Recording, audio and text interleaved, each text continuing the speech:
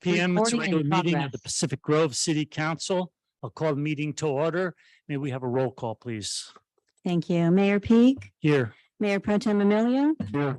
Council members Coletti, Here. McAdams, Here. Paduri, Smith, Here. Tomlinson. Here. And Council member Paduri. Entering now.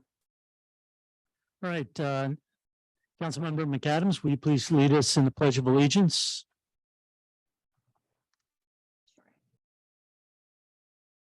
Please join me. I pledge allegiance to the flag United States of America, and to the republic for which it stands.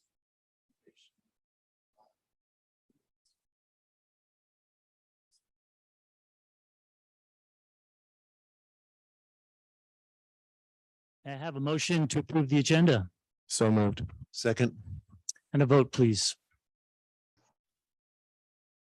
Smith, Aye.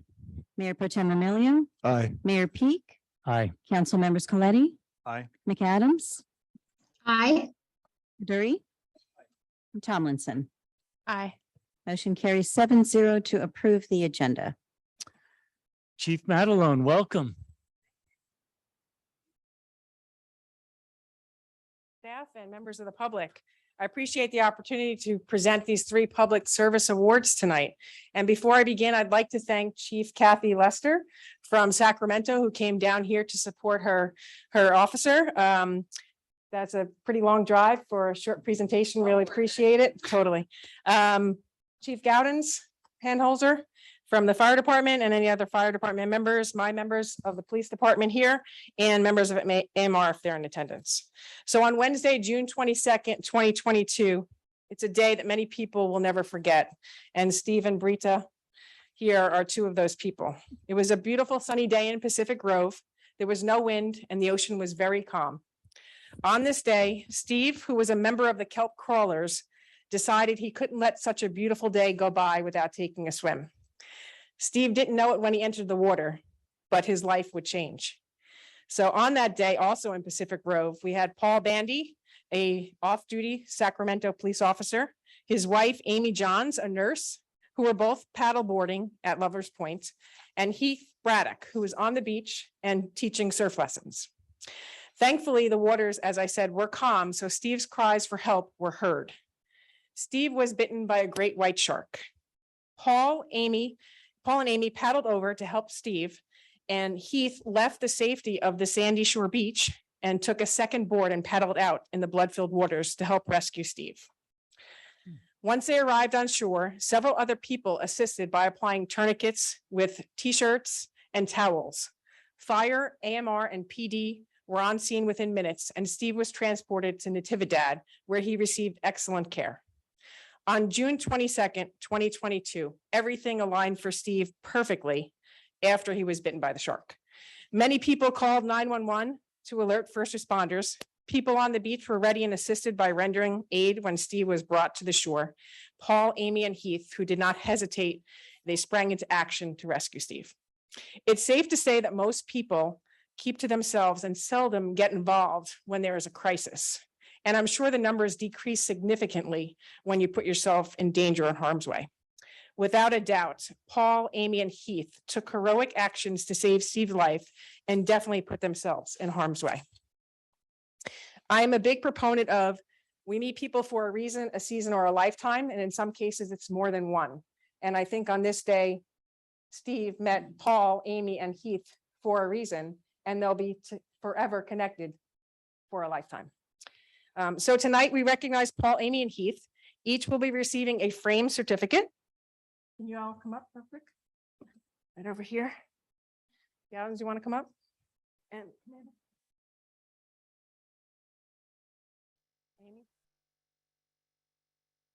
Paul. And Heath.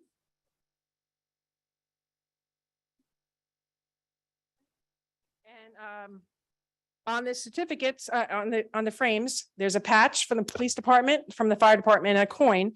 And on the certificates for Amy and for Paul, They read, for your immediate response on June 22nd, paddling to help rescue a swimmer bitten by a shark. Your actions and bravery were both selfless and heroic and saved a life. And for Heath, his reads, for your immediate response on June 22nd, 2022, jumping in the ocean and paddling out with a second board to help rescue a swimmer bitten by a shark. Your actions and bravery were both selfless and heroic and saved a life.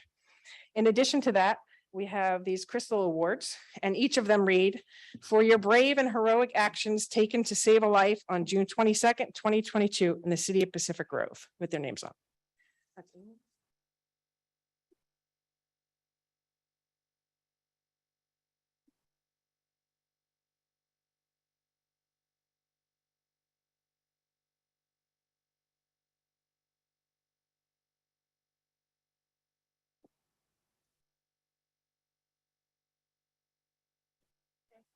And so researchers say that empathy and compassion for others are key variables that contribute to heroic behavior. People who rush in to help others in the face of danger and adversity do so because they genuinely care about people and the well-being of others. Paul, Amy, and Heath, you are true heroes. So congratulations and thank you so much for the actions you took on that day.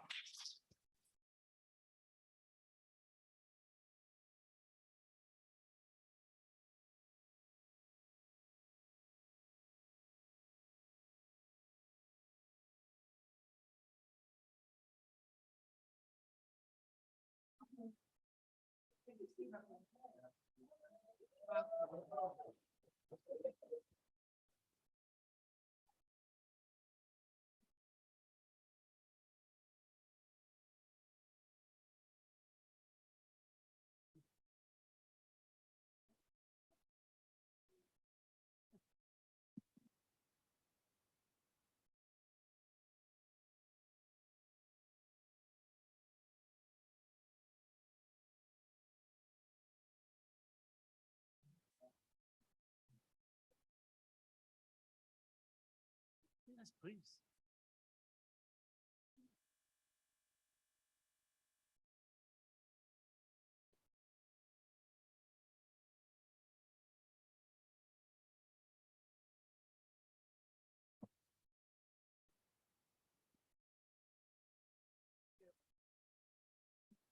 Hello, I'm the unfortunate fellow who met the shark. I can assure you that if Heath, Amy, and Paul had not been so skilled and so swift, that I would have perished, and quickly. I cannot pay you back, but I can pay it forward. So in your honor, I will find ways to help people in need. And it will start with donating blood regularly. Thank you very much. Thank you.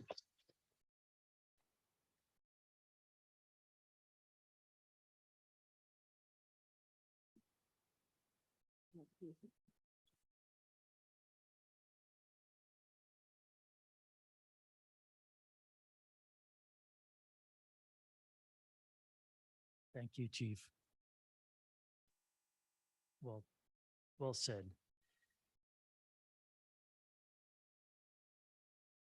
Mr. Stratton, welcome.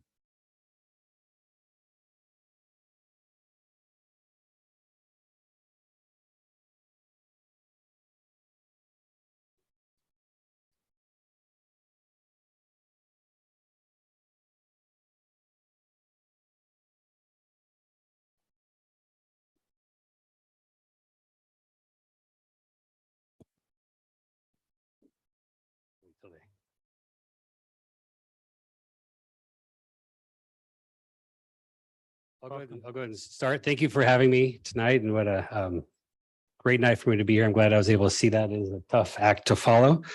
My name is Josh Stratton. I'm the manager of external affairs for California American Water here, based in PG. We have about 85 employees here locally, and I'm fortunate to be one of them. I've been at the company for about 5 months now. This is my second presentation, so I'm a seasoned veteran. But I have my aide back there, Evan Jacobs, who's my boss. He's the director of external affairs for California American Water. So if I don't have an answer to a question, I'm sure that Evan can step in and help me. Here today to talk to you about the Monterey Peninsula Water Supply Project, which I'm sure is no mystery to most of you, but just want to come and provide a few points on it and get your input and thoughts and any questions that I can answer for you. I'm happy to do. Do I flip the page?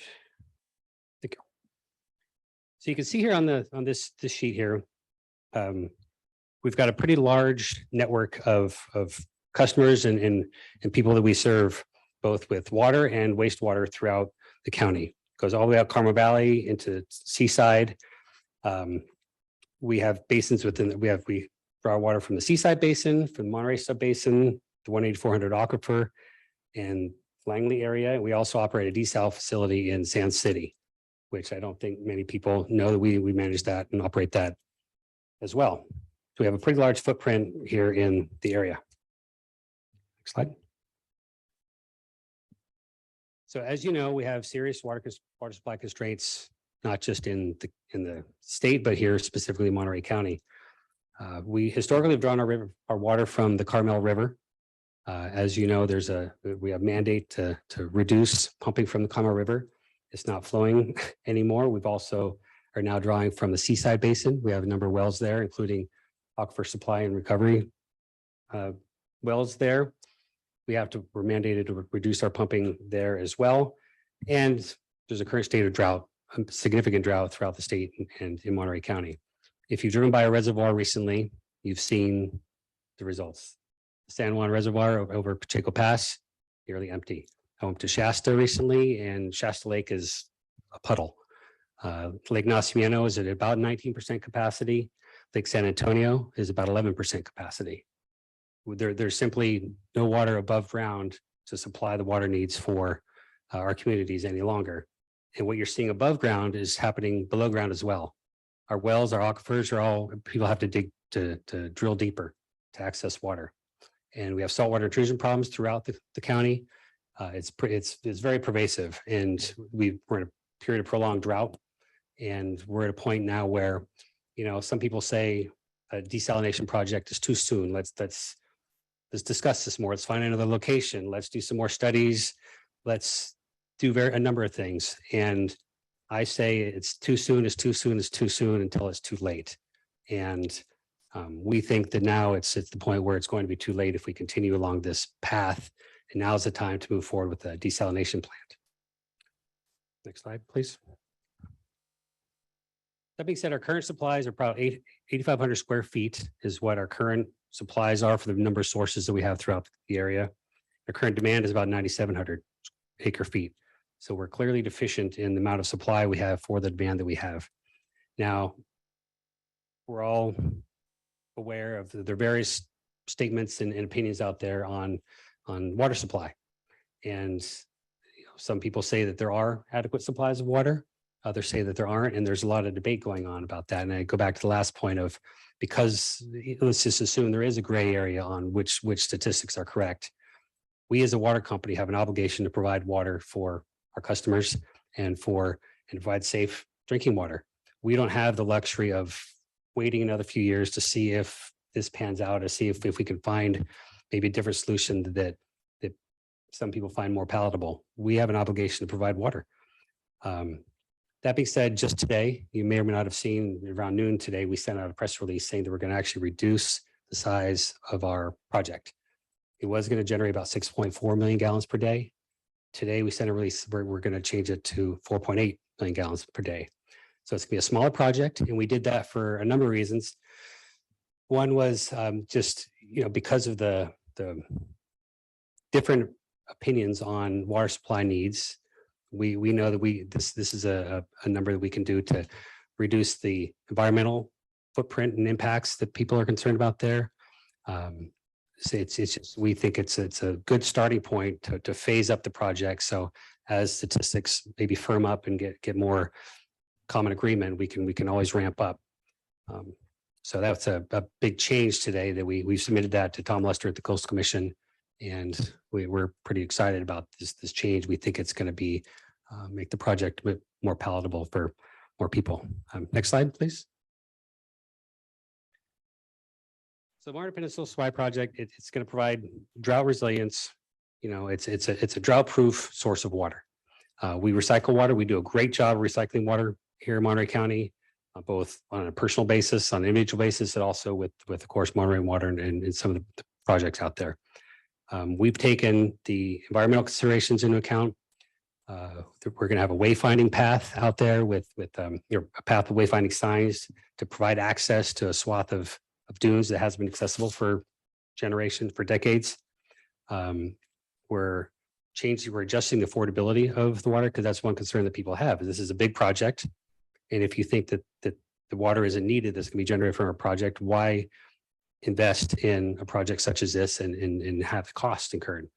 So we're aware of that, and we're taking a lot of efforts to do affordability programs for our customers. Another interesting point about this is that about 95% of the water that's going to be generated is salt water. And to maybe back up a little bit, it's a slant well technology that's going to go from the beach to about 1,000 feet. It's going to go under the ocean, so it's going to draw sandy water. So there's going to be no intake pipe to the ocean. So there's going to be no environmental impact, which particularly in California and particularly in Monterey Bay Sanctuary, environmental stewardship is important, and putting a big pipe into the sanctuary, sucking out water and the potential sea life impacts is not a palatable thing anywhere in the state. So our project is going to take out seawater from under the ocean. Which is and we have a test well that's been out there for years. It's operated and there's been no environmental impacts. There's no impact on the adjoining basins in Marina, for example. So we've really taken every consideration, we think, to mitigate any potential environmental impacts and on the larger community and also on our neighbors in Marina. We're going to the Coastal Commission on November 17th, which is coming up. And typically, Coastal Commission hearings are throughout the state and the region where the project is. It's going to be such an important meeting that the Coastal Commission is actually going to come to the Monterey County Board of Supervisors chambers on November 17th. So it's going to be a local meeting to make sure that we can, anybody from the public will have the advantage of having it closer to home so they can attend and have input, which we find very good. Next slide, please. So as I touched on, people in Monterey County are among the thriftiest in the state. We use about 60 gallons per day per person, which is among the lowest in the state. We have done an amazing job of conserving water here. We're actually also partnered with the Monterey Peninsula Water Management District. We have a very robust conservation programs to teach, use a drip system. We're giving bark away so it can help keep moisture in the ground to lessen the amount of water that you need at your home. We're very proud of that, and we don't want us to use more. We want to conserve water as much as possible, and we look forward to continuing our relationship with them. Next slide, please. So affordability. This is, as I touched on before, the people are concerned that you're going to put this big project in that is debatable by some whether it's even necessary. And so who's going to pay for this? We are a CPUC, California Public Utilities Commission regulated business. We cannot raise or lower our prices willy-nilly. I mean, everything's adjudicated decided upon by the CPUC. That being said, we have customer assistance programs, which are the most robust in the state from any utility. We're very proud of that. We've got LIWAP, which is the Low Income Household Water Assistance Program. So for people who are low income and need assistance paying their water bills, safe drinking water is a right.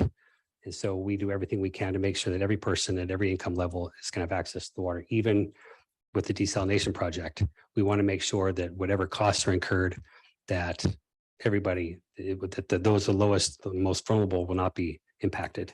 We've got a crisis fund for those in emergency to need assistance paying their bill. There are funding programs by the state. We're going to remove a tier of we're very proud of our tiered rate system we have. So low income users, presumably those who are in congregate living accommodations, an apartment, for example, typically presumably have a lower income. They use less water because they don't have yards to maintain. So they're going to pay less. And so we're very proud of the efforts that we make to make sure that our customers aren't impacted. Okay. That being said, I think I've said enough. I'd really rather just answer questions about this. We recommend everybody to go to the Martin Peninsula Water Supply Project.com. We've got it. Frequently asked questions in 4 different languages on there to really make sure that anybody has access to the information. We've had very robust community engagement meetings, which is why I'm here, part of why I'm here tonight. We've had about 10 community meetings from Marina to Castroville to Salinas to make sure that everybody has the opportunity to ask questions and learn about this. And all those questions we've cataloged and they're on our website for people to access. So with that being said, any questions? Councilmember Tomlinson. Yeah, thank you for the presentation. I guess I just have some cost questions. What's the total cost? What's the percentage of that cost that will be covered by state and federal grants or federal funding? And then what would be the increase to a general user who's not in one of these special case buckets? That's the lack of a better expression, $1 million question. Right now, we don't have the actual cost of the project yet. We did analysis many years ago when this was a regional project. We were partners with the county, with Marina Coast, with Marina, and there's a regional project that was originally proposed, and that fell apart for a number of reasons. So years later, we're moving forward because we have to go it alone at this point. But due to all the inflationary costs, we don't have a specific number on the cost yet. But that being said, we presented to the Coastal Commission some of these programs to make sure that approximately 70% of our customers should fall in the tier structure. Most users should not be impacted by any potential increases to the project. If that's a nebulous answer for you. So just to follow up, the total costs, you don't even have a ballpark, but then that's okay. Is there, do you have, I'm not really up on like the federal and state programs that are going to help assist with the CapEx for this type of project. Can you shed some light on some of the programs that are available that you're applying for, I assume? That maybe Evan could touch on that more. You know, that there's some that we're getting. I don't have a detailed list of the particular funding sources that we have, but there are some funding that we're getting. I don't have the list if you want to touch on, Evan.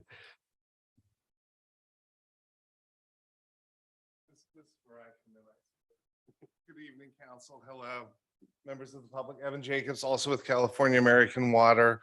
I have worked for the company for a number of years. I worked down here in 2003, 4, and 5, and then have worked in other parts of the state since then. I guess in terms of project costs, the most recent cost estimate we have was about $320 million. That was from about 2018. With the new sizing, phasing of the project, we expect those costs to change. There will be less infrastructure needed, fewer slant wells needed on the property. We're looking for other mitigations there. Obviously, we've seen a lot of inflation in construction costs, so those will be offsets on that. Definitely, once we get the permit done, we're going to go through another round of value engineering and really push on this project to make it as affordable as possible. In terms of funding sources, we have applied for and received some grant funding already, I think in the range of about $10 million. There is a lot of state revolving fund money, as well as other state sources that have been put out there because of the drought that we will be eligible for.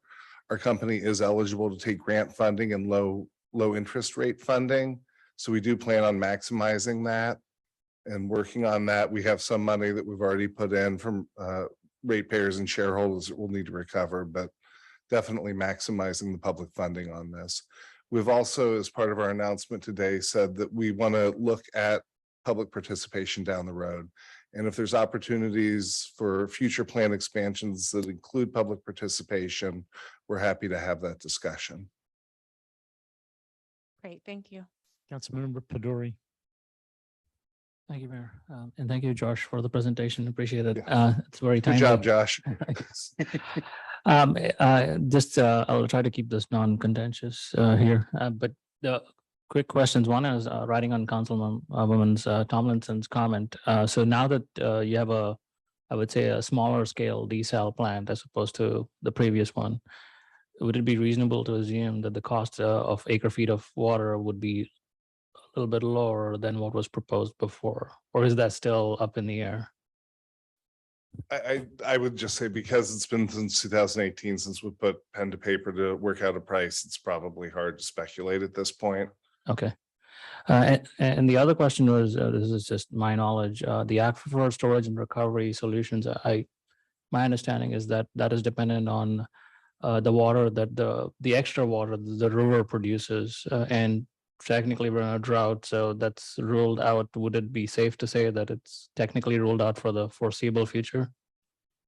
I would say big picture, the Monterey Peninsula is about 20 years ahead of the rest of the state in terms of water resources. We're doing things here and have been doing things here that other communities are just starting to think about, with recycled water, putting the advanced treated wastewater back in the basin.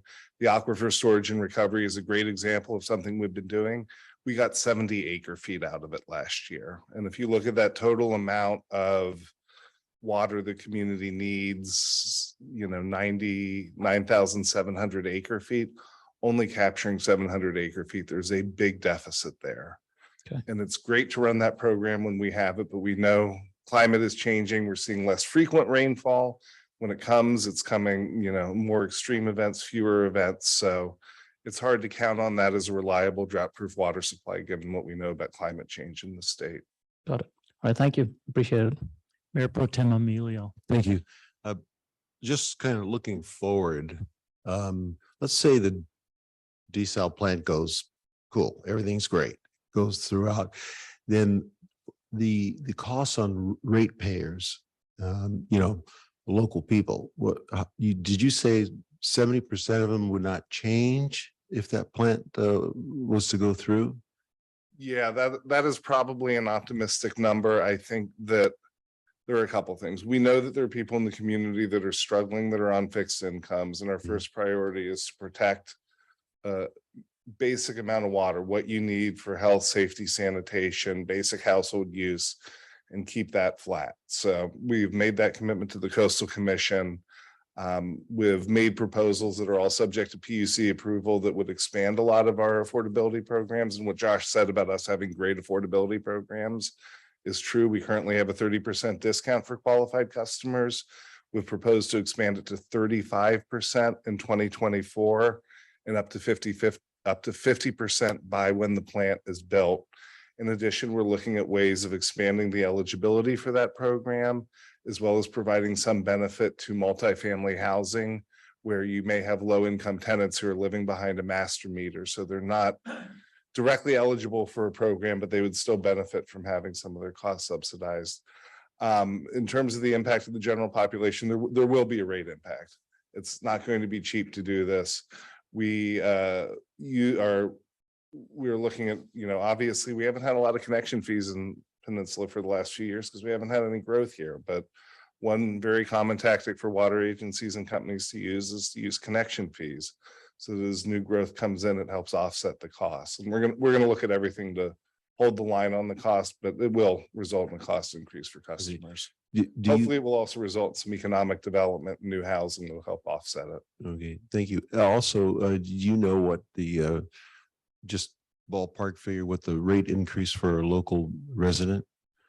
We don't have that right now. We need to resize what the plant's going to be and then look at it in that context. Okay, thank you. Councilmember Coletti. Thank you, Your Honor. There's been a lot of discussion about supply and the supply and demand figures that, the district is saying the aquifer storage and recovery program can deliver 1,300 acre feet per year, but there are many times when it delivers zero based on the in-stream flow conditions at the time. So I appreciate the fact that a reliable supply is being discussed. But I would like to know about the difference between the commercial tier and the residential tier, if there are any inequities that you might be dealing with going forward. Yeah, I think that's a great question. Probably neither Josh nor I are the experts on rate design. I will tell you that PUC process is always two stages. First, we develop the budget, the revenue need. What is it going to cost to supply reliable water for the next 3 years? What pipes do we have to replace? Tanks we need to paint, those sorts of things. And then we go into rate design and we say, how do we collect that revenue that we need to run the water system? And so rate design is both an art and a science.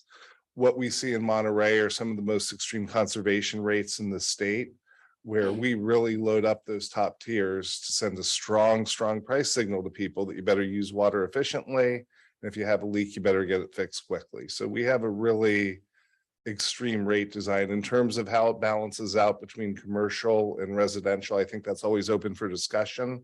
It's one we have every 3 years at the Public Utilities Commission.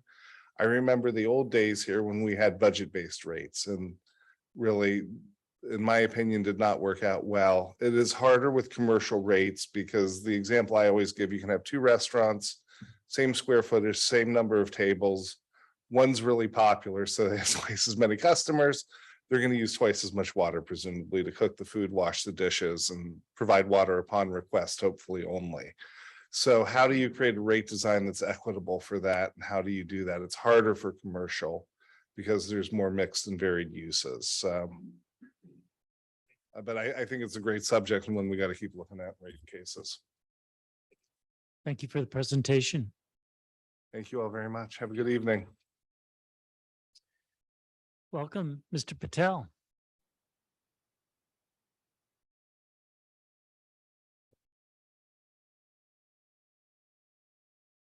Good evening, Mayor, council members, managers, staff, and members of public.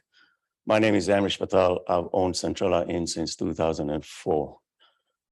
First of all, thank you for the opportunity to present the MCCVB update to you. I have Jennifer Johnson here, VP of Operations at CVB, and Jennifer will go into more detail of where the organization is and where it's going. As way of introduction, a quick introduction, MCCVB's primary charter is to promote and market the destination. I sit on the board of CVB. I also sit on the TID Oversight Committee. This is the committee that manages and oversees the TID funding. I've been associated with CVB since 2008. And I say that to you because I've never been excited about this organization now. I'm more excited about it now than I ever have been before. It's positioned really well to take advantage of opportunities that are ahead of us. And I'll let Jennifer go into details of that. You're going to hear 3 things. One is an update on the Pacific Grove and MCCVB partnership and the benefit that we've derived from that partnership. Secondly, the 5-year strategic business plan. That's a combination of many stakeholders' input, as well as a lot of intensive effort by a committee. And you're going to hear about that. And thirdly, a new TID funding plan that's required. So with that, I'm going to introduce Jennifer. Actually, before you go, you didn't mention that Mr. Patel, he represents City of Pacific Grove tourism businesses. He is a director, but he is specifically representing our city, our businesses. Thank you very much. Thank you, and it's been an honor. Thank you, Amrish. Good evening, Mayor, council members, PG team and community. As Amrish said, we're just going to give you a really brief overview, a look back. I provided a packet with your fiscal year 2021-22 investment report. You should have that. It's really basic highlights because we do have a really robust county-wide destination marketing business plan and program. But I wanted to just give you a brief look back. Do you have a clicker or should I just? Next slide would Next be, slide, please. thank you. Just a few highlights. We just have one slide for this section, but I'm going to talk briefly for a few minutes while you take a look at these pictures. Last year, we did a brand new photo shoot in the destination, and it did include Pacific Grove. The new and really, really beautiful images that we took were incorporated into a new marketing campaign called Now is the Moment. And that marketing campaign had some really spectacular results. Our PR team garnered top tier coverage that included PG in over 1,800 publications with an ad value of $1.58 million. That's a lot of eyes saying, look at this beautiful destination we have. And that causes people to have a call to action. I want to go there. I want to have my vacation there. And that results in our website. So our website that is cmonterey.com had more than 28,000 digital connections from people looking for things to do, places to eat, and places to stay in Pacific Grove, 28,000 digital connections to your business listings in PG. More than half of those were lodging listings that were seen by visitors that wouldn't have otherwise been seen without your investment. Lastly, I really am thrilled to talk about our business development team. They sent more than 120 qualified group business leads to the properties in PG. And those bookings last year resulted in 1.64 million in economic impact. That's groups and meetings that come to the destination. They pay for meeting space, they pay for F&B, they pay for overnight stays. And we also do pre and post events and activities where they want to have a party outside. So that means businesses and catering with restaurants and other venues that have offsite activities for these folks. So that's a look at last year. And I hope that you will agree that was a pretty good return for your investment from the city. Next slide. While we were working on promoting the destination responsibly last year, we also went through a really intensive strategic planning process that resulted in a roadmap that we have now. And as Amrish said, he was a part of that task force. He is chair-elect and will be our chair next year, and he is on the TID committee as well. The organization employed one of the experts in strategic planning. Their name is Coraggio Group, and Coraggio Group assisted us in going out to the community and getting as much input as we possibly could. Next slide, please. That input included residents. We invited resident groups to participate in a survey process. We had interviews with elected officials, with business entrepreneurs, with visionaries in the hospitality industry. And we took all of that community input, and the task force spent hours and hours disseminating and discussing what is the strategic direction for our organization and the destination. And that was a reimagined direction for MCCVB. Next slide, please. Our new vision and mission, as you can see, is realigned with what the community told us, and that was that our job is to create community prosperity through the responsible promotion of tourism to our destination. And that's how we are going to live our new focus for the next 5 to 10 years, is being a catalyst for that. Next slide, please. We realigned our values as well. Again, community first. Engagement in the community, collaboration, being agile and able to be flexible both with budget and pivoting programs when the market changes, which over the past 3 years, we've seen it do quite frequently. Accountability is something that we have always had as a value. We are responsible stewards of the resources that are entrusted to us. Being inclusive, and as always, sustainability. If you know our Sustainable Moments program, it is focused around educating anyone who wants to come to our destination that we expect you to be respectful and be a good visitor. Next slide, please. The strategic roadmap now outlined 5 strategic imperatives for our organization. And these 5 imperatives, again, are how we are going to align our outlook and our approach. Being a catalyst and a contributor and a collaborator in the destination, absolutely imperative. And generating the ideal visitation. So that doesn't mean generating exorbitant numbers of visitors. It means finding the right visitation for the product that we have when we need it. We're going to focus on off-season, where we have some softness in the market and longer stays, versus trying to get more and more people into our destination where there may be some congestion. We're also going to improve our partnerships with community engagement. To that end, we've already formed a community relations committee and invited Jenny McMurdo to be a part of that as well. So PG is well represented in our leadership. The other 2 imperatives are about the long-term sustainability of our organization and our funding, and continuing to cultivate our culture within our organization, which is near and dear to my heart because I'm in charge with HR. In alignment with our organization's financial stability, we looked at where are there areas for us to be competitive. And next slide, please. We employed the next level firm in data analytics for the hospitality industry. Next slide, please. And that organization is Tourism Economics. They dug in and said, what are you doing with the money that you have? What could you be doing? What is the capacity of your destination? All of their data analysts and all of the information that they provided came up with one statement for us that we talked to our board about, and then we published during our annual luncheon in August.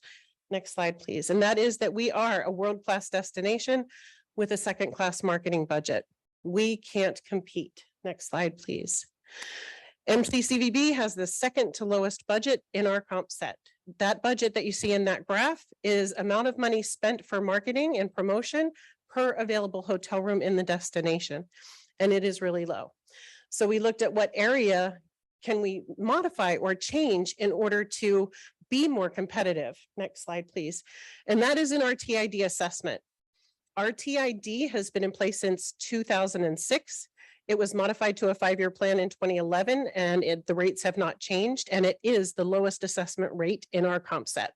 So this is where we were looking at what can we do to make a change to be more competitive. Next slide, please. We went out to the community, and as we have been developing the plan during the strategic planning process, jurisdictions within the county that historically were not a partner, a jurisdiction investment partner such as PG, raised their hand and said, we want to be a part of this. We want to be a part of this regional marketing program. We want to see visitors distributed throughout the county. They do not see borders. So the communities of Soledad, Greenfield, King City, and Gonzales are stepping up to be jurisdiction investment partners, just like the jurisdictions that are on the peninsula are partners of the CVB now.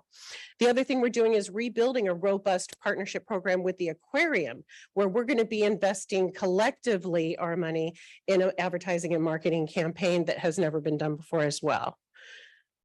So then the hotel community got together, and as we have a TID oversight committee, they said, if the TID assessment is where we can make a change and our 5-year plan is going to be ending next year, let's renew it with some modifications that make us more competitive. Next slide, please. The management district plan was a 5-year plan, and we're going to go to a 10-year plan. So we're talking about a 10-year overall management district plan and a $2.2 billion tourism enhancement possibility here.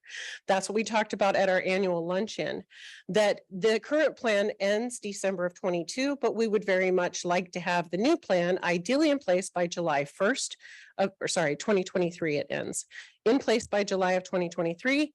With the other jurisdictions raising their hand, we're going to expand the boundaries of the current TID to include Gonzales, Greenfield, King City, and Soledad. And we're going to modify the current assessment, which is $1 and $2, to be $150, $450, and $7, implementing a new tier. Next slide, please. The new tier is a luxury product, specifically at a $7 rate per overnight stay, and each assessment tier receives benefit, and the program is designed to return benefit based on the type of product that we have. Next slide, please. This $2.2 billion potential is the $2.2 billion in visitor spending that, when all of it said and done and everything is successful, comes to the destination over those 10 years. That means the possibility of an incremental $58 million in tourism occupancy tax to our jurisdictions. That's what goes to our general fund. That's what helps ensure that our strategic imperative of community engagement and prosperity ensures that we have libraries and the services that we need. So TOT is really critical to that, and we're your partner in making that happen. Next slide. There are 2 dials that we can turn as an organization and be effective that are in alignment with our strategic imperative of generating ideal visitation. And one of them is during off-season. So our off-season, when there are less visitors in the destination, is October to April. That's our average occupancy.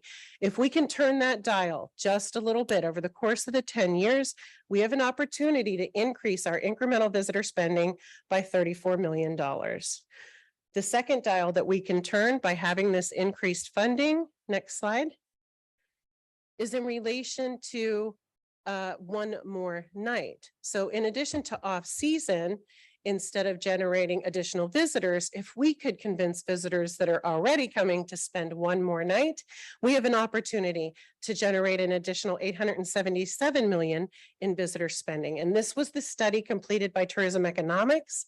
And happy to share that report if you'd like to see the full packet as it is. So that's what we could do, and we're in the process now. Next slide, our timeline for the renewal of the TID. The City of Monterey is the lead agency for our district. They are in the process now of reviewing the MDP, and then we will go to petition with the lodging community.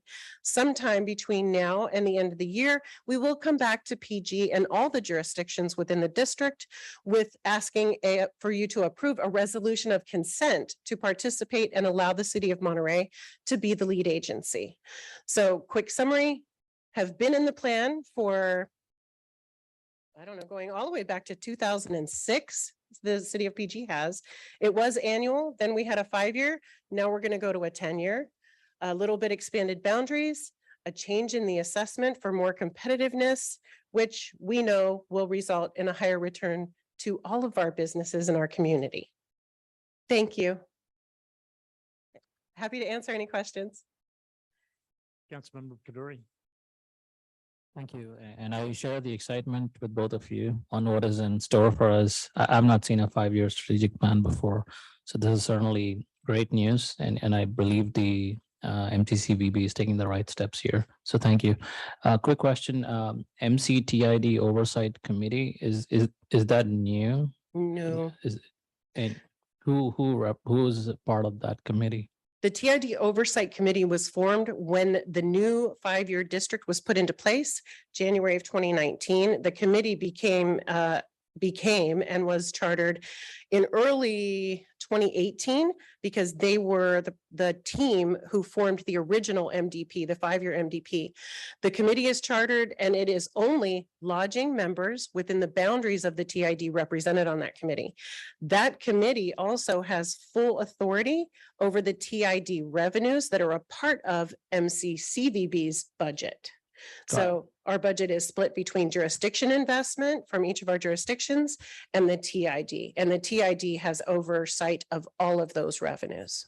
Okay, well, and good luck with the marketing effort because that's instrumental here. Thank you.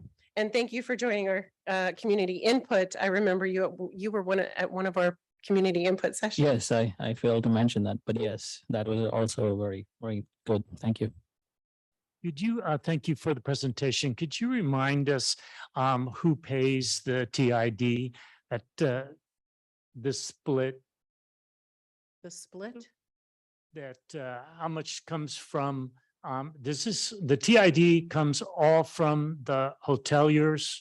Overnight stays, yes. Yes. Yes, hotels, lodging accommodations pay into the TID the same way they do TOT, and it is passed down to the visitor. So this is an assessment that visitors pay to refill the TOT coffers.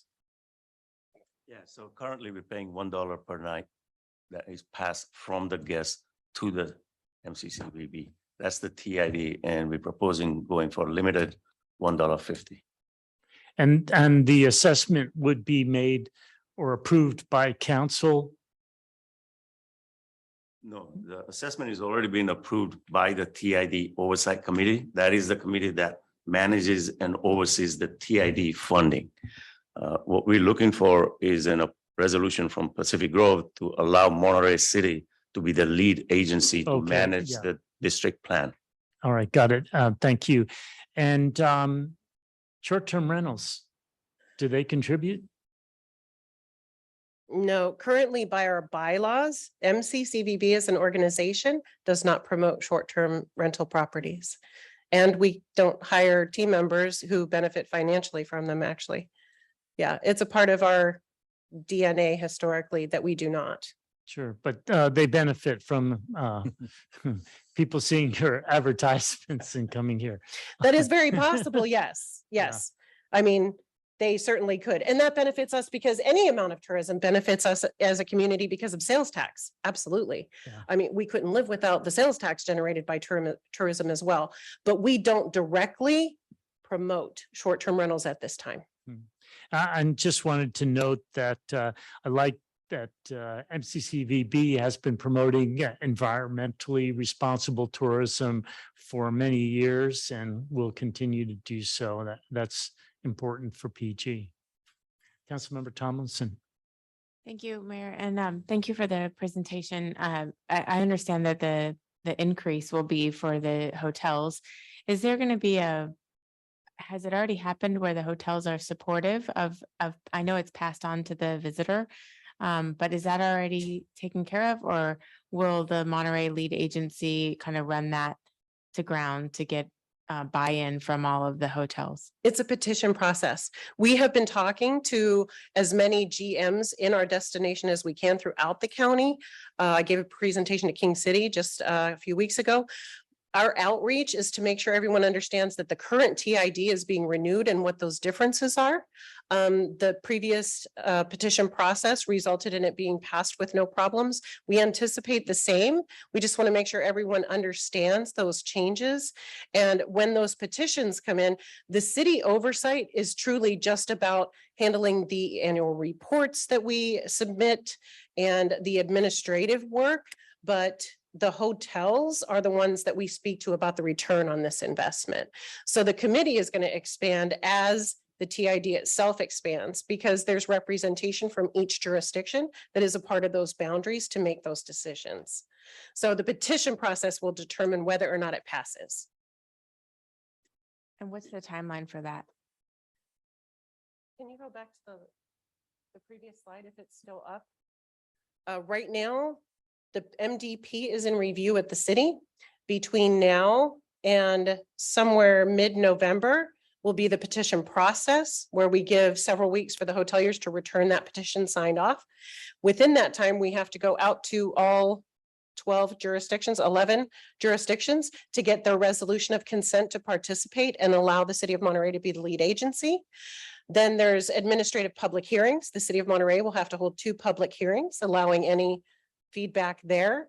And then we are anticipating, I think in my chart, we're at about March, where the final public hearing would happen. And then the start of the renewed district would be July 1st. That's our goal, to be in alignment with our fiscal year versus calendar year. Okay, That timeline slide, I think, is the very second to the last one. I had it up here. You Oh, got it. okay, You got it good. 100% right. So. Oh, yay. Thank If I you. may just Yeah. add, we've already had a meeting with Pacific Grove HID committee with all the lodging members, and we talked about this new proposed plan, and they're very supportive of it. And that's one of the vehicles through which we're going to get them on board as well. Okay, great. Good luck with that. Thank you. Councilmember Smith. Thank you, Your Honor. I just wanted to say thank you for being so knowledgeable, and I feel like we're in very good hands with MCCVB. So thank you so much for your work. Thank you. I remember when you first came on council prior to COVID, I gave a presentation update when you just got elected. So it's been a long time since I have seen you all face to face. And I remember meeting with Joe in our old offices before the CVB moved right before COVID. So it really is great. Thank you for having us. I wanted it to be as brief as possible because we don't have an ask from you just yet. But if you do have any questions, please reach out to me or Rob, our president and CEO. He's at Cal Travel Association Summit right now. Otherwise, he would have been here to see you in person. Thank you. Don't go away just a second. Councilmember Coletti. Thank you, Your Honor. So as I understand it, I'm trying to understand the mechanism for this assessment. I gather it's similar to the HID. So in Pacific Grove, we have a hotel improvement district. They assess themselves $1, I think up to $1.50 if we have a luxury, but at any rate, they self-assess. So it's not a quote unquote tax. Is this similar? So as an organization, it could be considered like a PG HID only in a much broader context. And the hotels then would be paying 2 assessments. They are now. The HID to the city and then the TID to the, They are now. Convention Yes, Bureau. they have been for the past well, they're 5 going to be years. raising it though. So ours would be going from 1 to 150 and then understand. your HID would stay Yeah. the same. Yeah. Okay. So there are 2 assessments. I don't like the idea that short-term rentals aren't paying. That's a big, let me finish. That's a big problem for me. And I don't think we could ever agree them to self-assess, that's for certain. But we might consider how we might be able to pass a tax on to actually help, because they are benefiting. We market Pacific Grove is a destination. And that's the purpose of your organization. And the short-term vacation rental owners are benefiting and aren't paying a dime. So I'm pondering that dilemma. Thank you. We are too. I want you to know, when I said currently and in our bylaws, it has been in our DNA. But if you look at other DMOs, destination marketing organizations across the country, Yeah. it is very popular for the STRs to be a part of your assessment, your TID assessment. We currently have not done that. Our communities, it's not regulated in every jurisdiction for starters. It would be very difficult and it would be fragmented. So there's sometimes confusion until we can all get on we know how to pick the pockets of the visitors better than anyone else bandwagon. So as soon as we have all of our jurisdictions on board, everything's regulated and running smoothly, that might be something that we as a DMO and our board of directors would consider. But for this fiscal year in this business plan, it is not in our vision. I understand. And I understand you don't promote STRs. I've known that for a long time. Thank you. But I am interested that they be assessed. And maybe that is something that happens at the jurisdiction level. Thank you. Thank you.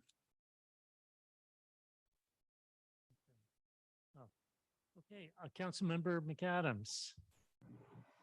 Thank you, Mayor, and thank you for this presentation. As we continue to see a workforce shortage, spanning all the way from management to back of the house, what is MCCVB's role in addressing housing, childcare, and livable wages to support and sustain our hospitality workforce? As an organization and a nonprofit, we do not have a direct scope for housing or for workforce development, but I do want you to know that we work directly with the Workforce Development Board at the county. I was a part of that advisory board. We are also on the advisory board for the Hospitality Management Program at CSUMB. We participate in as many community programs as we can to ensure that there's an understanding and knowledge that the hospitality industry includes positions and wages in every level. There is management, there is entry level, and that the employment that happens in the hospitality industry is something that we look at and benchmark, and I can share data analytics in that area with you if you'd like to see some. So we have forecasts that show occupancy. We have forecasts that overlay the employment in our destination in the hospitality industry in that realm. So while it is not our specific scope, we are very much aware that we are a part of that systemic ecosystem. Does that answer your question, council member? Sure. Thanks. Thank you again. All right, moving on to council and staff announcements. Mr. Pyrrhic. I have no report. There's nothing to report of a closed session. Mr. Harvey. We have no announcements, as Mayor. Council announcements. Well, I have a question or a comment. Don't we have a housing element workshop tomorrow night? Is the public invited? Sorry, Ms. White, would you like to briefly come up and make an announcement? Yes, we have promoted that, but you want to come and talk to that briefly?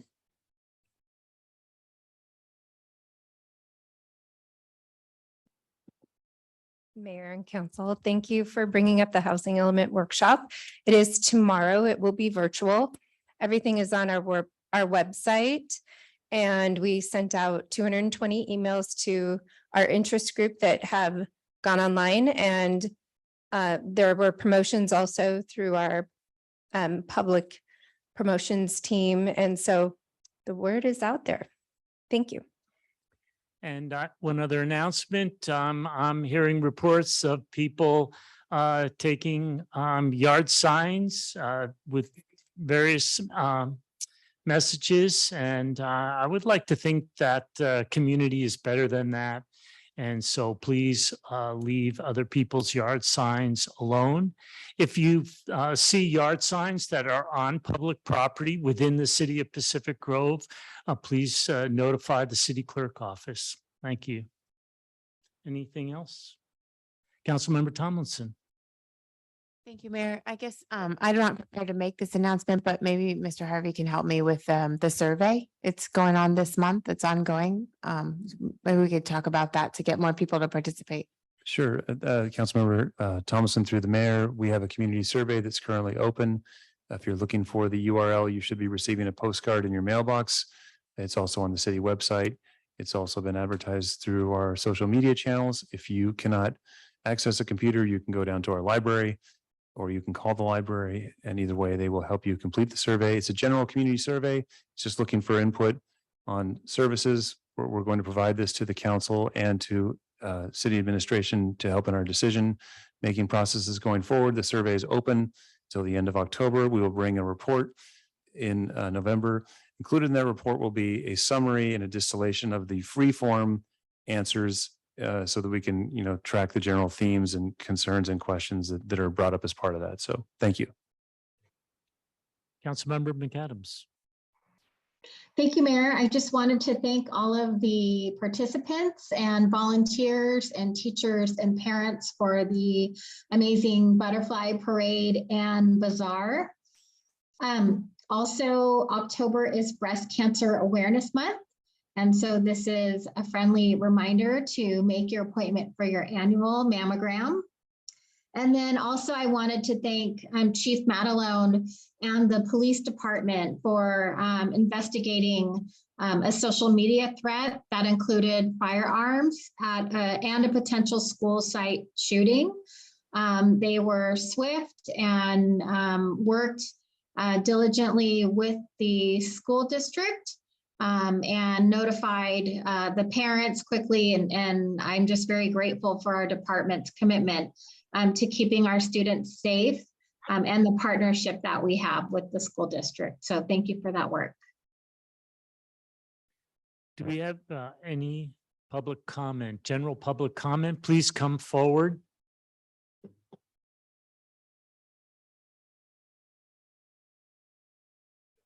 Yeah, please come up to the podium. You know the drill, 3 minutes. Kind of know the drill. Hey, so I'm Atticus. I'm here with Carmelita Garcia, Carrie Rotella, and Renee Esper. We're part of the Deer Awareness team. We kind of bug you guys every now and then. I think there's some pictures or slides that go with this. How do I get that going? Yes, the deputy city clerk will be showing those. Do you want me to just have her show all of them? Yeah, let's go. Okay, and if I could have you speak into the microphone. Oh, that'd yeah, be sure. best. Thank you. Sorry about that. Can you guys hear me okay? Where's my clock? Oh, I already got it. Okay, so we're here. Basically, we just wanted to do a little PSA, public service announcement, that deer rutting season is upon us. So that's when the bucks get agitated and want to go mate with the does and the deers. And there is a time, and this picture actually was in Monterey. I didn't take this. I can't take credit for this, but that's a very serious situation. And you don't want to be anywhere near that. When they're rutting, keep your distance. And that's actually why we're here, is because it happens sometime between October and December. We don't know exactly when the actual mating rut could be. It could be for about a week, and it could be very serious. I can share with you some of the signs. You'll start to see more male deers present during the day. You'll start to see that they slough off all of that fluff and fur and stuff off their horns. They look kind of more jagged and rough. They will actually stop eating for about a week, and you'll see them more present. They'll stop eating, and all they want to do is mate. And we don't want anyone to get in their way. Really, our recommendation is keep your distance, be aware. If you're walking a dog, please keep it on leash. They can see anybody, a person, a dog, anybody, as a potential threat during this time. And so I'm not trying to raise any alarms, because they're here. They've always been here. We've always been through this rutting season, but just be aware. We just want to share the awareness that it could be potentially dangerous. And if they can keep clicking through the slides, we might not have time for all this, but also I bring it up because just the other day, I had two males chasing a deer up my street, but I can't really say chase. It was kind of a slow walk. They were both kind of just, they were just like following this gal around. And, but one was definitely intimidating the other one. And you could see one of them was getting very agitated. Nostrils were flaring, heavy breathing, potential for a conflict. So I don't think we're quite in rutting season yet, but I think it's coming. So Just wanted to share some simple things. If you do find, oh yeah, there they are right there in that video. If you do find yourself in a potential conflict, the last thing you want to do is have them feel cornered, right? And you should definitely back away. And the guidance I've gotten through research is back away and face them. Don't turn and back away because they might still charge you. So back away, face them, make yourself big, swing around a jacket, make noise, just do your best. If that's not working, put something between you and the deer, like a car or a big tree or anything that you can kind of create a barrier to just try to keep them at bay. So just a little PSA from us. Be aware, we don't know when it's going to start, but we're in this season now. It's sometime between October and December is going to hit. So that's it. Thank you. Thank you.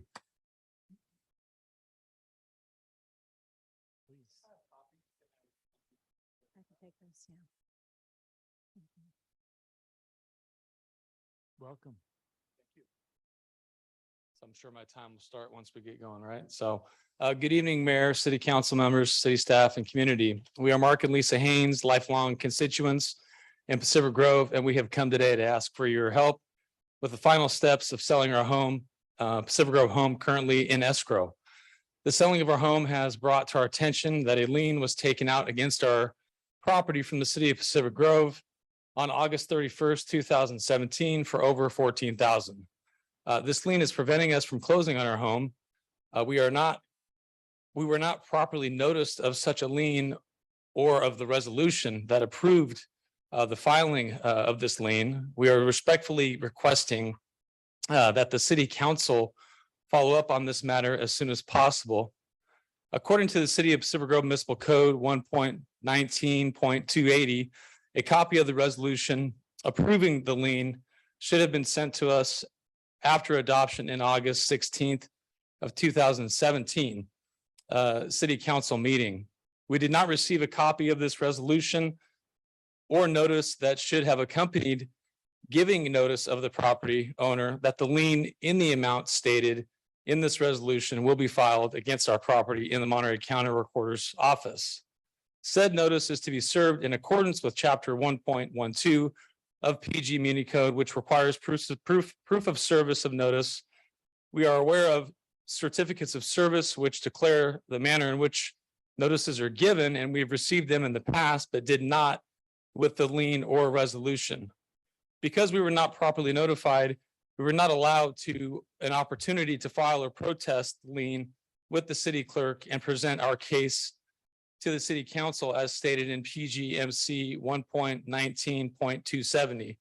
We are now aware of the lien and the resolution and are now inquiring why we were not notified. We filed a public record acts request on September 27th, 2022 regarding 987 Ransford Avenue, requesting proof and or documentation that the owners were notified a lien has been filed, and if the owners were notified of the resolution 17-018. We received an email on October 3rd from the city clerk, Sandra Ann Candle, that the city's findings to complete our PRA, and we received 2 documents to this response in the PRA.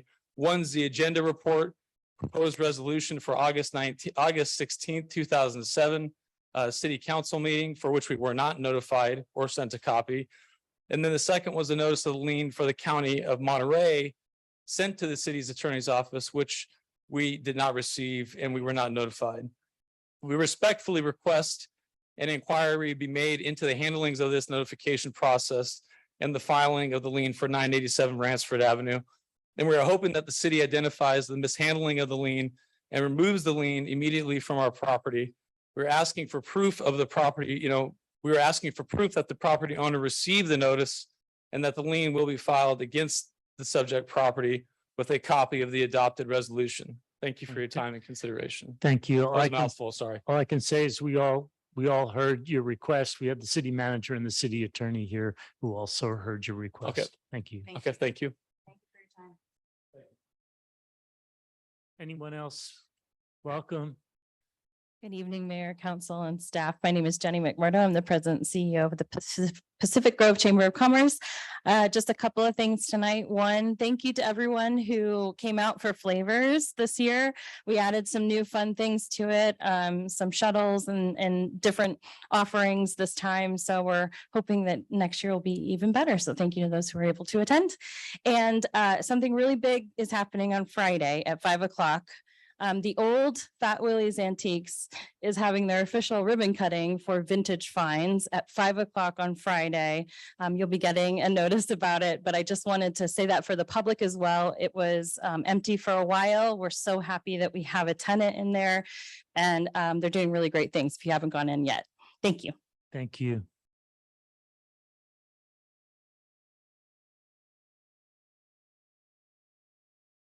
Welcome. Council members, my name is Mike Gibbs.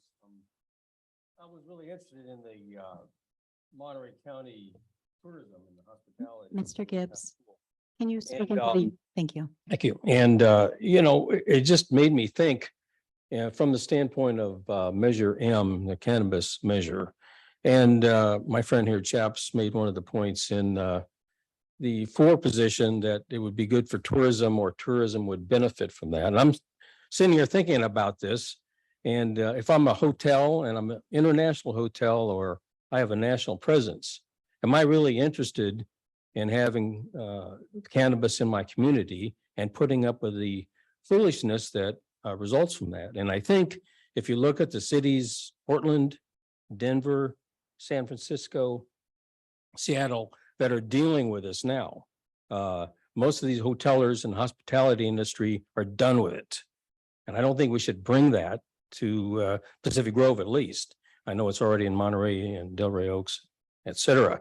And the second thing I'd kind of like to correct is that, and I mentioned it last time, that there's a big misperception, and it could be disinformation, that introducing legal marijuana that is legal in California reduces the presence of the illegal stuff. That is exactly the opposite of what has happened in Colorado. If you'd like to read more about it, I'll send you a report, send me an email.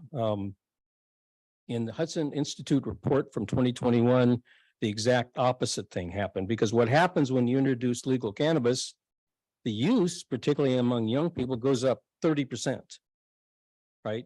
And so you're actually making a larger market to fill. And that market is filled by both the legal and the criminal element, the cartels that are bringing stuff into this country. Last thing, I'd like to make an appeal to the council, to the mayor, to the city attorney, and I'm really curious about this. I bought some notes. I'm going to just trash them, but what is the liability for the city advocating for a legal cannabis operation for a drug that is a Schedule I drug? It's in the same category as heroin, right? MDMA, which is ecstasy, or the date rape drug, it's in the same category. What is the city's liability? And I see the city attorney over there. I'm wondering if he's on top of this. I'd like the mayor and the council to direct the city attorney to investigate this, right? So if you implement this, we'll be just like everybody else. And what I suspect is going to happen in 3 or 4 or 5 years, we have created a huge class action pool, a pool of harm in which PG residents, their kids, their grandkids are going to fall in. And these large law firms, you see them on TV, the Camp Lejeune is going on right now. We're going to see Pacific Grove on a cable channel being advertised, thank you, Mayor, for a class of people harmed by the sale of drugs, illegal drugs in Pacific Grove. So I'd like the council to ask the city attorney to investigate this. Would you do that? Thank you. What is the liability for the city? Okay, thank you all.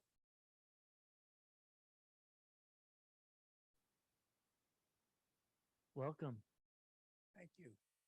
I'd like to say hello to all the people here. This is the largest turnout that I have seen in years. I remember a meeting that I was at, just myself and the head of the chamber. 2 people were present and 4 or 5 people commented on Zoom. So this obviously a lot of things on people's minds here. You have a really good agenda today. I'm sorry we had to take so much time with the presentation from the Monterey. In case you didn't know, it was Monterey County Convention and Visitors Bureau, if you were unaware of what the acronym was. Okay, so thank you. So I'm here. I want to thank Mike Gibbs. That was a great presentation. I am also opposed and wary of any action that leads to the establishment of a marijuana dispensary within the city limits of Pacific Grove, not only for his reasons, but I don't think the city of Pacific Grove, I know you like the taxes. I don't think the city of Pacific Grove has a revenue problem. You have, and we have as residents, a spending problem by the city. You spend too much, you give too many raises, our pension liability is outrageous.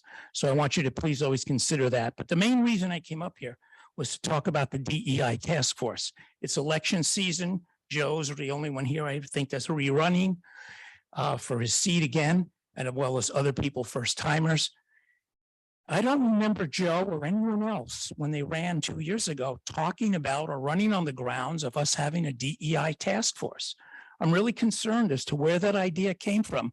Who sprung that on us as residents? I still know people, residents, who don't know what this DEI stands for, what's it about. And I'd really like you some time to explain to us as a community transparently, what is a DEI task force? What is their goal and what is their accomplishments?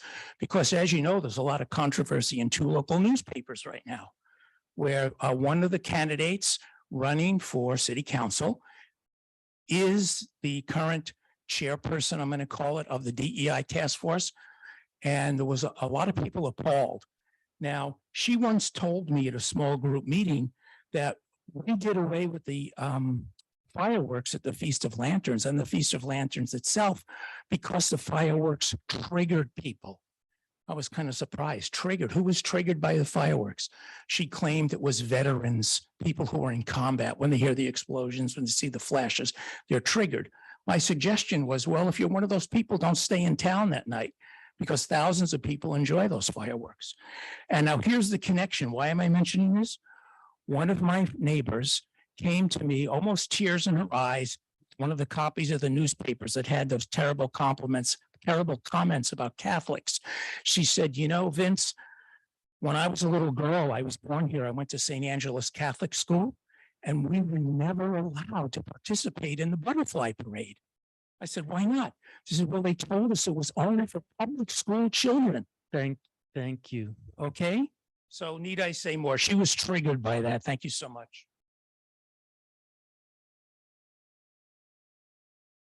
Welcome. Sally Moore, and I have a concern to express.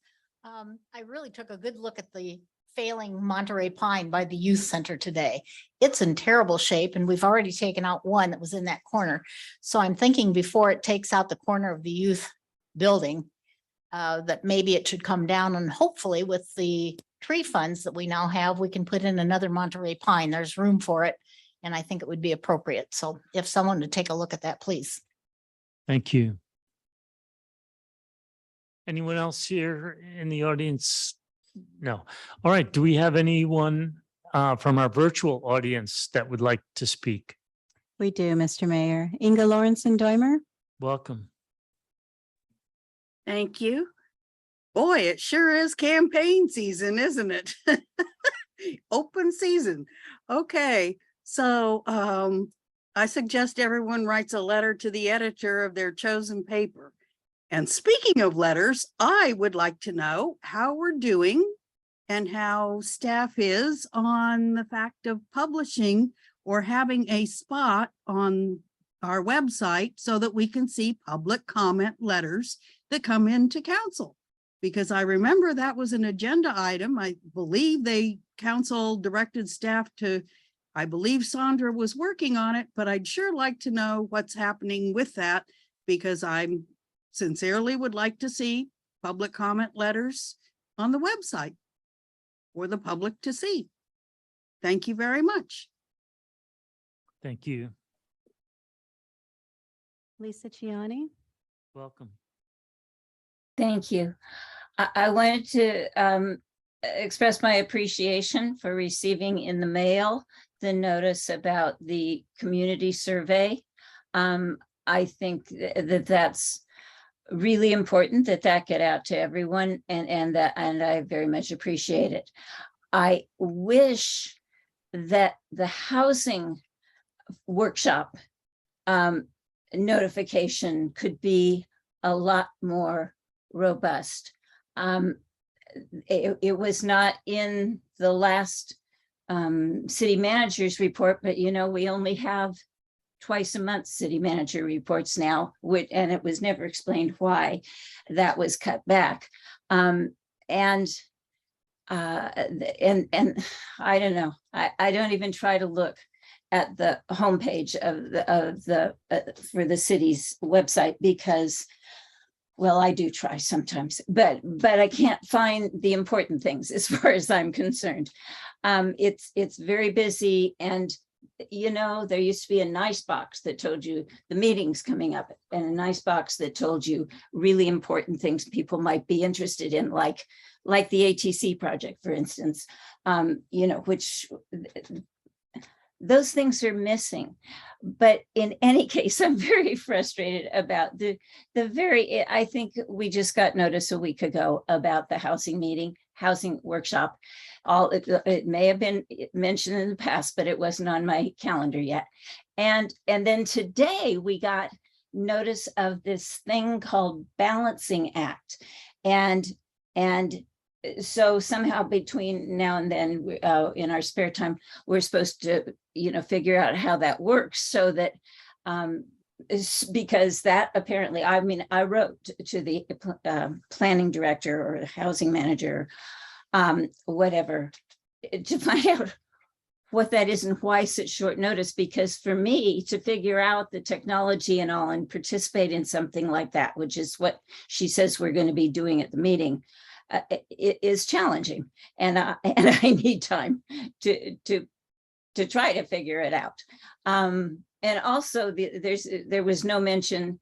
There's just not a lot of information. There was no mention about the survey we took about housing needs earlier in the summer. So I don't feel that we're getting the community is getting the kind of information they need community wide.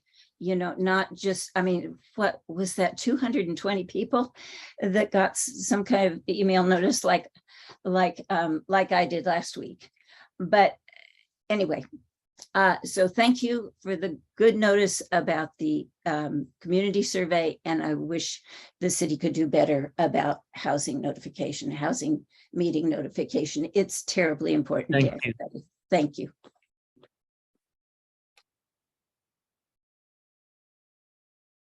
No further public comment online.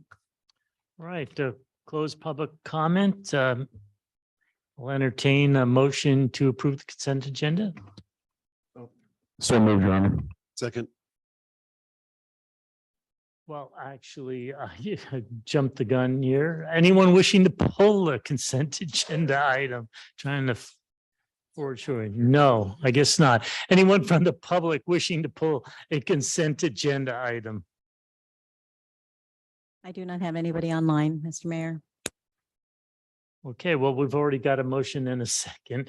So may we have a vote, please? Councilmember Smith, Aye. Mayor Pro Tem Emilio, Aye. Mayor Peak, Aye. Councilmembers Coletti, Aye. McAdams, Aye. Paduri, Aye. and Tomlinson. Aye. Motion carries 7-0 to approve the consent agenda. Briefly, council just approved minutes from our September meetings, and we held a second reading and adopted an ordinance to amend the salary classification schedule and salaries for police officers. We've held a second reading, adopted an ordinance for amending the 22-23 budget for fire engine repairs. We've received reports on the 2022 Cal Cities Annual Conference. Councilmember Smith, and reports from conferences, the League of California Cities and City County Management Association conferences that Mr. Harvey attended. We've authorize the city manager to renew a contract with Four Leaf for building services. And that concludes our consent agenda. And we're now on to public hearings, item 11A. And let me just check with our city attorney. Are we good? I just with this process, did you get a chance real quickly? On the appeal process? Yeah. Yes, it looks good to me. Okay, thanks. All right. So before we start, I'm just going to go through the process. And so I'm going to ask for ex parte communication first, and then we'll have staff presentation. I see Mr. Sidor is all ready for that. Then appellant's presentation is the appellant. Oh, the appellant will be online. And the applicant, is the applicant present here or online? Applicant. I do have Adam J online as well. Okay, so they're going to be here via Zoom. Then so 10 minutes each. And then except for Mr. Sidor. And then we go to three public comment, 3 minutes, then applicant rebuttal and appellant rebuttal. And then we close the hearing part, and then we go into council discussion and decisions. Okay? Does that sound good? All right. We haven't done this in a little while. All right. So first call for ex parte communication from council. All right. Seeing none, welcome, Mr. Sidor.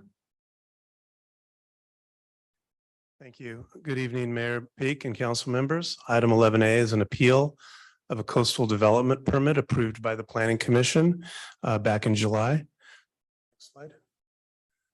Project site is located at 120 17th Street in the Pacific Grove Retreat Residential Neighborhood and R3 PGR zoning district. The 3,600 square foot interior lot is located between 17th and 18th Streets. Is currently developed with a 973 square foot one-story residence. And the surrounding neighborhood is comprised of a mix of 1- and 2-story single-family residences. The applicant proposes to construct an 827 square foot one-story accessory dwelling unit, or ADU. The project requires a coastal development permit, or CDP, because the site is located within the coastal zone and does not qualify for the standard residential exemption. As proposed, the new ADU would conform to applicable development standards for the zoning district and is categorically exempt per SEQA guidelines section 15303 for new construction. The Planning Commission considered the project at the July 14th, 2022 public hearing and voted unanimously to approve the project. On July 15th, 2022, the appellant submitted a timely appeal of the Planning Commission's decision. And before we go to the next slide, just one brief comment about the date of the appeal. It is correct as July 15th, 2022 in the resolution. However, it was identified as 2021 in the agenda report. So I just wanted to mention that to the council and to the public. Next slide. The appellant contended that the project, as approved, did not comply with Pacific Grove Municipal Code requirements regarding lot coverage, and that the site plan was not complete or accurate and did not fully comply with the requirements of the submittal checklist. The appellant also contended that the city should have required submittal of a revised, The appellant also contended that the city should have required submittal of a landscape plan. In response to these contentions, staff requested the applicant submit a revised site plan and project data sheet, both of which are included in the agenda packet before the council. While the previous application materials were sufficient to inform the public, provide supporting evidence for approval, and demonstrate consistency with the local coastal program, these revised materials more clearly identify the project's conformance with applicable development standards and regulations, including building and site coverage. In this case, the submitted application materials provide sufficient information to determine whether the project complies with applicable policies and development standards. Staff also determined the submitted materials as initially submitted and revised fulfilled the necessary checklist requirements. Regarding the contention related to the requirement for a landscape plan, the CDD application checklist only requests a submittal of a landscape plan for multifamily residential or non-residential projects. Also, the municipal code only requires a landscape plan for projects that may impact public views. The proposed project involves a small one-story structure on an interior lot.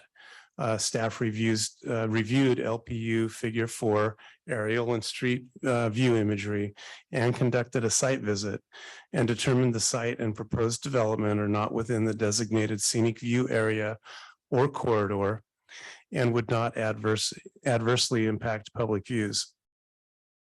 Therefore, in this case, a landscape plan is not required or warranted.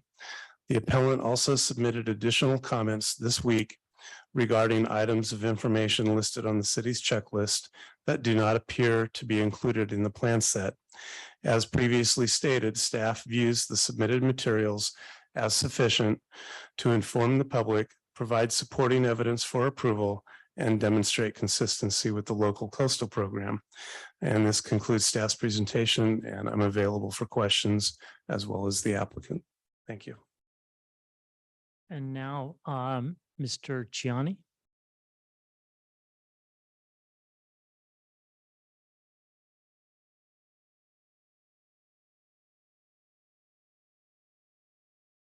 Mr. Chiani? I've raised my hand. Can you hear me? Yes. Yes, could you set the timer, please, for 10? Thank you. Yes, I would appreciate it if you would allow my wife, Lisa, to speak on my behalf. Of course. Thank you.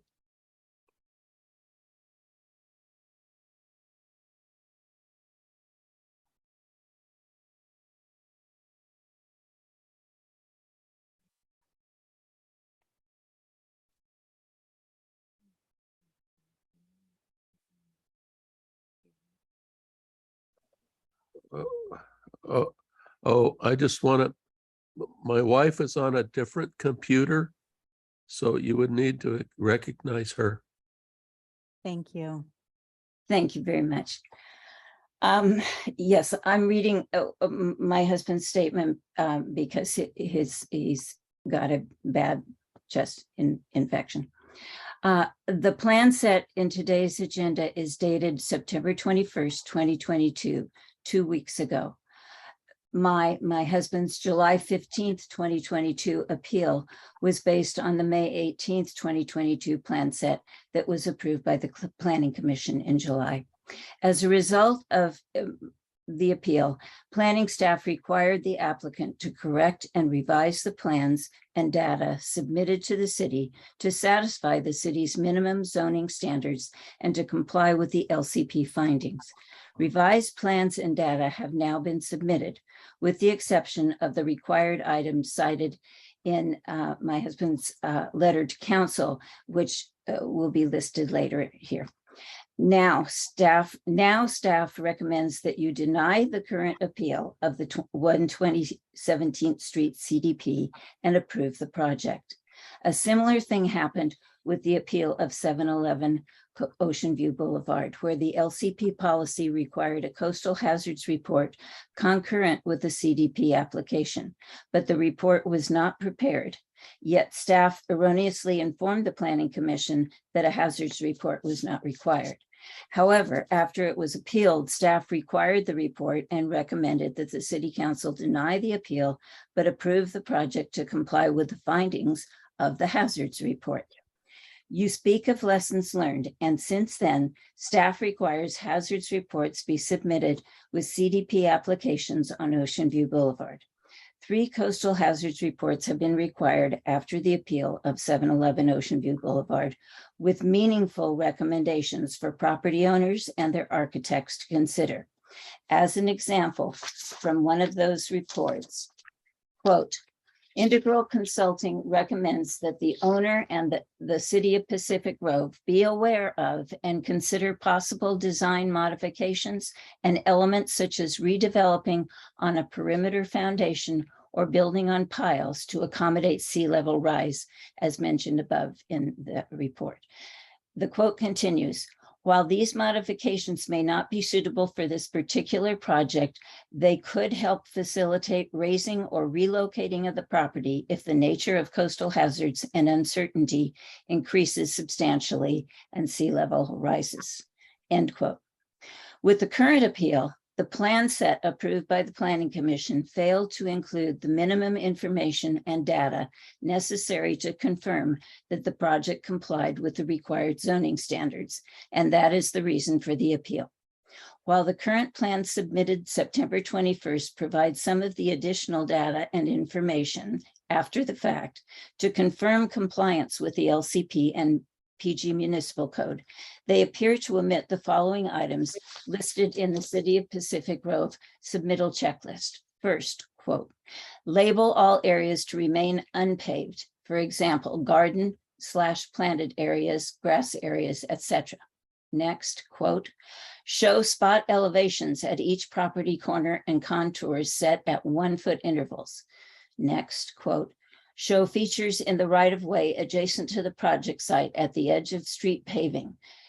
For example, curb cuts, curb, gutter, sidewalk, driveway approaches, utility poles, fire hydrants, water meters, etc. In conclusion, it is required for all development applications to provide the standard minimum information in compliance with the zoning standards in order for members of the community to understand the project and as evidence supporting the decisions for the decision makers to rely on. I request that the City Council approve the appeal and based on the September 21st, 22 plans, find that the project can be approved with the condition for the site plan to be amended to incorporate the additional information and notes consistent with the CDD submittal checklist, PG Municipal Code 2390-060A, and the LCP, Local Coastal Program, to be approved by the Community Development Director. It is only fair and reasonable that all projects meet the same level of standards and review. Thank you for your consideration. Do we have the project applicant?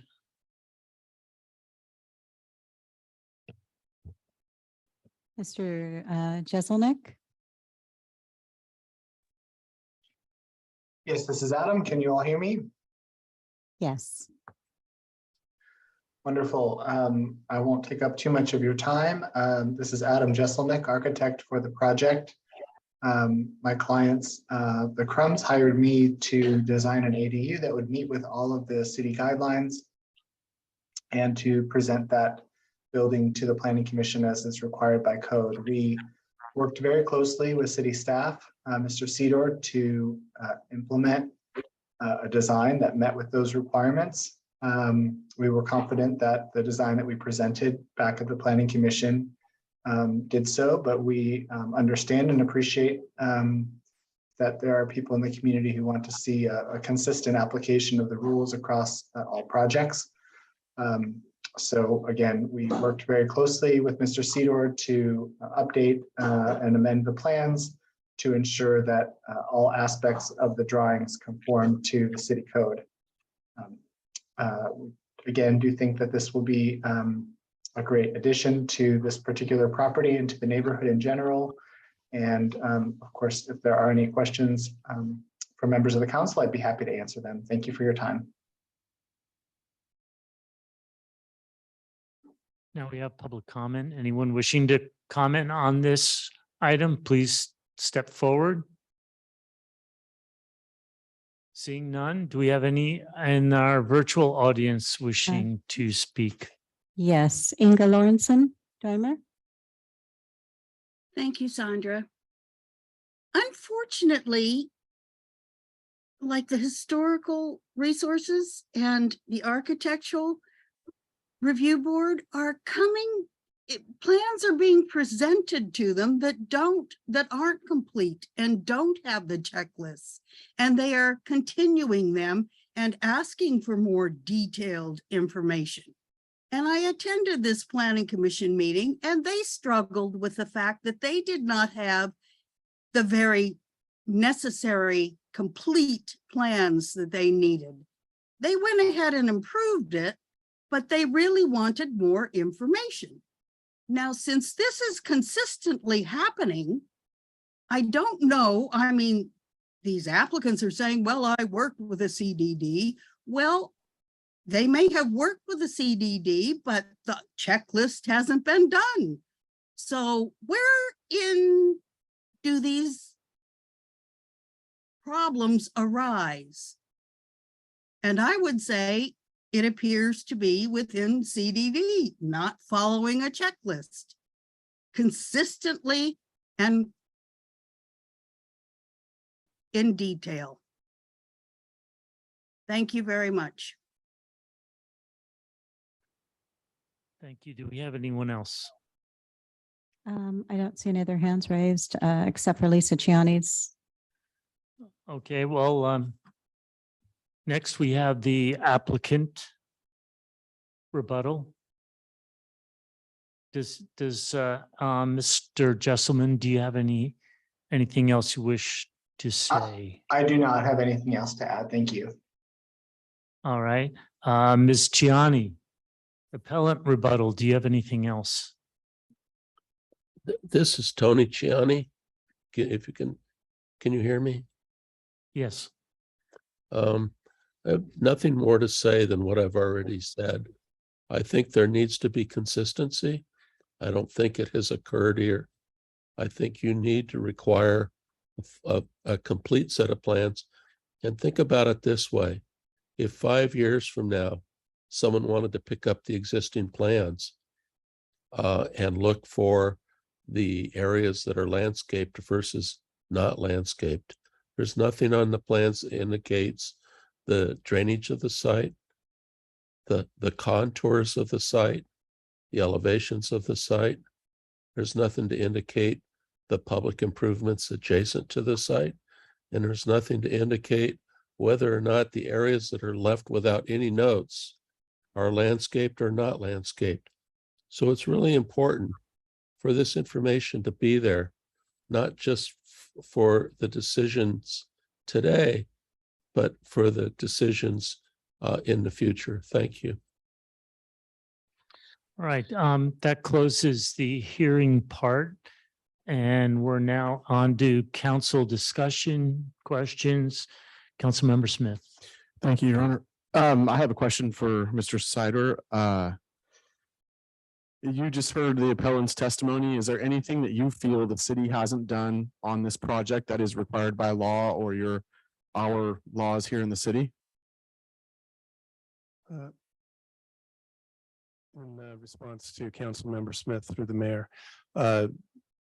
no, I believe that staff believes that all of the required components of the project have been met and satisfied.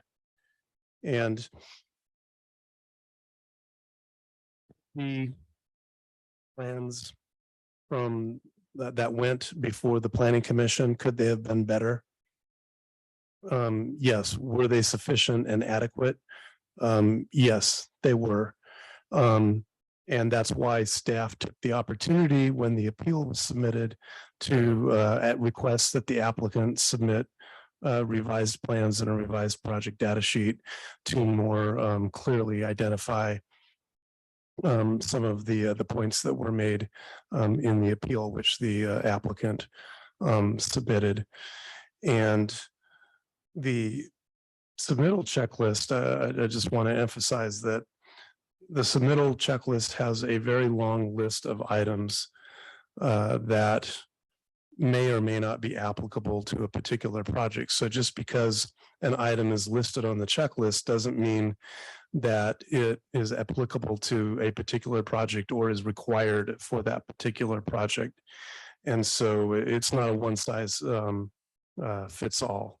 And that's why staff, when we receive the application materials, we do look through the materials, identify where there may be deficiencies, and provide an incomplete checklist to the applicant for information that we believe is necessary in order to inform the public and also to inform the decision maker. And the an item was mentioned about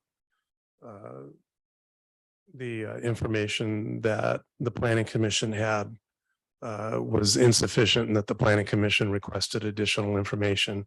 That happens at hearings and pretty regularly.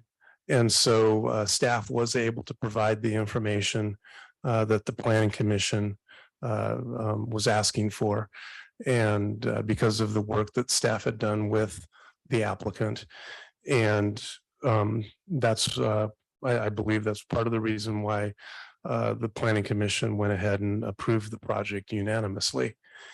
And also, based on my experience, I do appreciate and understand the need for making sure that the record is complete enough for future review in terms of, you know, another planner 5 or 10 years or 20 years down the road, looking back at what was approved and being able to understand what was approved and why.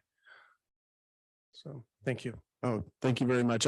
I'll just end with the comment that the projects in the coastal zone are not the most simple things in the world. And it appears to me that staff has analyzed the checklist and the applicable areas that it needed to check on to be consistent with state law. And so I'm going to go ahead and support staff's recommendation. It looks like all the standards and protocols within this heavily regulated zone were done, at least to my understanding. And this ADU is an additional piece of housing that we need. And so that's my position on it. Thank you. Councilmember Coletti. Thank you, Your Honor. I attended the Planning Commission meeting and I did watch the Planning Commission struggle with the plans and the information that they had been given at the time to try to come to a decision. And one of the caller mentions that this is kind of an ongoing issue. I've recognized that as well. They did approve it, but they kind of threw up their arms in approving it. As I recall, it's like, okay, we can't really evaluate everything we need to, but we want to move forward. One of the items that is in Mr. Gianni's October 1 letter mentions label all areas to remain unpaved, e.g. garden, planted areas, grass areas, etc. And to Mr. Sador's point about having an informed record that the planning department can rely on in the future, especially as that item kind of relates to potential lot coverage issues. If, for instance, it were to be covered with pavers, I believe that would count as lot coverage. So just let's look at that one item alone. Do you think that's a reasonable request to label all areas to remain unpaved? That's my question. Councilmember Coletti through the mayor. So per the site plan, yes, it doesn't necessarily label all areas that are to remain unpaved or all areas that would be garden area. However, it does clearly identify the structural coverage and the existing and proposed site coverage in terms of the walkway, the front entry, and the decomposed granite parking space and the front porch on the property. And so all other areas on the site that are not so identified would be presumed to not be counted towards site coverage. So it's sort of a identified by omission or the reverse.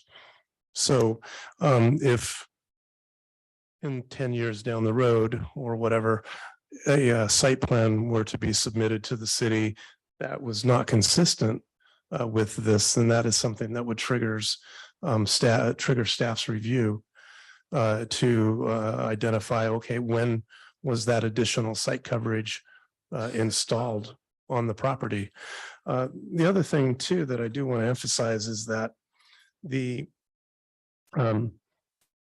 project conforms with all site development standards for site coverage, building coverage, et cetera. And that's including the ADU in those numbers. And the thing that I didn't put in the agenda report, but that needs to be stated now, I believe, is that the ADU per state law does not count toward building coverage or site coverage. And so there's a substantial amount of area. I mean, the site as currently proposed is well under the maximum percentages allowed. Understood. But as the documents stand currently, you believe in the future a determination could be made that lot coverage was adequately met per this permit application? Yes. Okay, thank you. Well, first of all, I want to thank Mr. Sidor for his candor as to how we got here today. And second of all, I'm not hearing any objection. I think Councilmember Smith said it well. This is for an ADU. We need housing, and I'm not hearing really any objections about this project. So the question is, and I believe the appellants brought up, it's the question about process. And so, you know, admittedly, and thank you to staff for after the Planning Commission meeting, you'd asked for more documentation, which was provided, and it all looked good. So perhaps the fundamental question here today is, well, what about the process? Shouldn't that have been done before the Planning Commission meeting to have a more complete package? And part of that rests with the Planning Commission too. If the Planning Commission approves something, they should have all the documentation that they need, right? And then I recognize that we have many regulations, and this checklist, I mean, is, as you said, one size fits all. No. So how do you deal with some things that may be at a planner's discretion? So maybe that checklist could be modified to help the public understand if there's some discretionary parts of that checklist, perhaps. You could think of some ideas, but fundamentally, if more material was brought forward to the Planning Commission, I don't think we'd be having this hearing here today. So I think that's where we stand. I certainly, I think Councilmember Smith, you already said you like the project, which means deny the appeal. Indeed. So that's where I'm at. Mayor Pro Tem Emilio. Yeah, just and just a quick question on page 99. The fee paid, is that the normal fee, close to $2,900? Just when someone applies for an ADU? That's the fee for a coastal development permit. Okay. I appreciate the exhaustive report on the pros and the appeals. But I'm with Council Member Smith that the appeal needs to be denied and support the Planning Commission and the staff on this. Any other council discussion? If not, entertain a motion. I'll make a motion. City Council deny the appeal, find the project categorically exempt per SEQA guidelines section 15303 and approve the coastal permit development permit 220125 subject to the required findings and recommended conditions of approval. I'll second that. Oh. May we have a vote, please? Mayor Pro Tem Emilio, Aye. Member McAdams, Aye. Mayor Peak, Aye. Council Members Coletti, Aye. Baduri. Aye. Smith Aye. and Tomlinson. Aye. Motion carries 7-0. Okay, we have a time certain item, 15A. Public employment, city manager performance evaluation, that's at 8 o'clock and I see it is 7:55. So I'll entertain a motion to, do you want to continue the remaining? Let's see, we have, Your Honor, I'll move to Yeah. continue the remaining items to the next scheduled meeting. Second. okay,